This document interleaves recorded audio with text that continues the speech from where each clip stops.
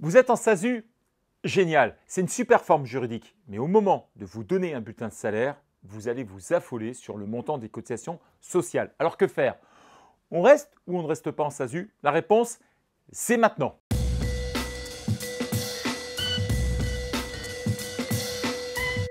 Oui, franchement, la SASU, c'est la forme juridique idéale, et plus spécialement pour ceux qui bénéficient de l'ARE, c'est-à-dire les indemnités versées par Pôle emploi. Les avantages pour être en SASU sont nombreux. Vous restez au régime général de la sécurité sociale. Vous ne payez aucune cotisation sociale si vous ne vous donnez pas de bulletin de salaire. Vous bénéficiez de l'ACRE la première année pour réduire vos cotisations sociales si vous souhaitez vous donner quand même une paye. Vous pouvez toucher des dividendes également.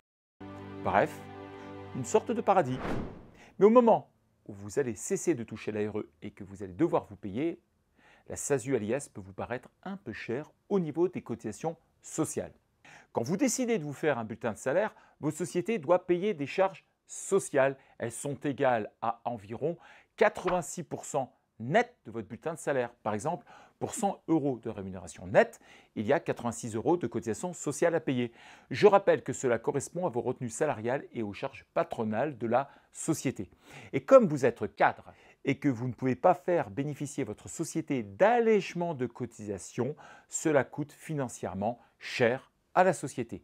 Nous avons fait une vidéo qui vous permet de comprendre ce système avec un simulateur de cotisation sociale. Je vous invite à le regarder. Le lien se trouve dans la description. Plusieurs solutions alternatives à la SASU à l'IS vous permettent de payer moins de charges sociales. Je vous propose de les étudier maintenant. Tout d'abord, vous pouvez opter pour l'impôt sur le revenu. En effet, dans les 5 années suivant la création de votre SASU, vous pouvez opter pour l'impôt sur le revenu. Cette option est valable pour une durée maximale de 5 années, une seule fois. Après cette durée, votre SASU repasse à un impôt sur les sociétés automatiquement. Mais au fait, cela consiste en quoi cette option? En quelques mots, l'impôt sur le revenu rend votre société fiscalement transparente. C'est comme si elle n'existait pas sur le plan fiscal.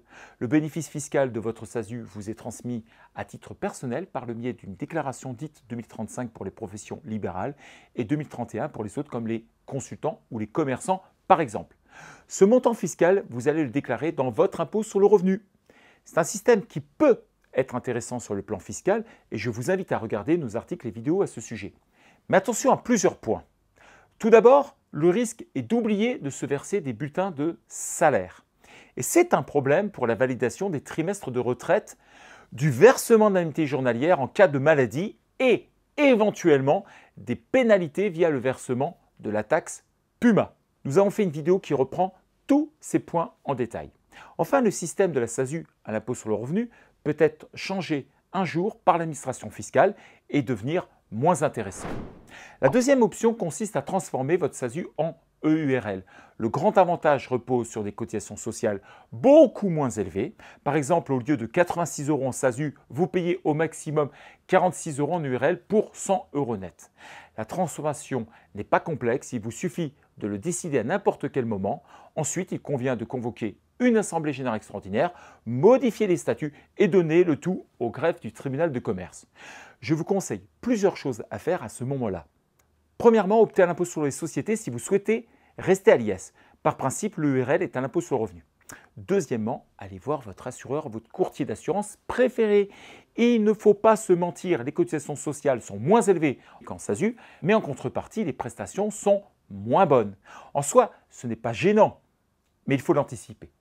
Bien évidemment, la personne que vous irez voir sera un vrai professionnel de l'assurance des personnes. Il vous conseillera pour mieux vous protéger grâce à des cotisations supplémentaires. Je vous rappelle également que ce choix va vous priver de vous verser des dividendes à cause des charges sociales qui pèsent sur eux. Vous pouvez rester en SASU à l'IS, c'est la troisième option. La troisième option consiste à ne rien faire. En effet, il existe d'autres rémunérations que le bulletin de paye. Nous avons fait plusieurs vidéos et articles dans ce sens. Je vous citerai quelques exemples des moyens disponibles pour un président de SASU qui souhaiterait optimiser sa rémunération. Vous pouvez vous verser des dividendes, faire des notes de frais, enregistrer vos indices kilométriques, capitaliser sur un plan d'épargne entreprise grâce au système de l'abondement ou d'un plan d'épargne retraite, bénéficier du CESU, chèque vacances et autres montages d'épargne salariale. Et enfin, développer votre patrimoine grâce à la Holding. Et si vous voulez plus de renseignements, n'hésitez pas à cliquer sur le lien en description. En conclusion, plusieurs choix s'ouvrent à vous. Nous sommes à vos côtés pour étudier l'impact de chaque option sur votre situation personnelle. À très vite chez Doux.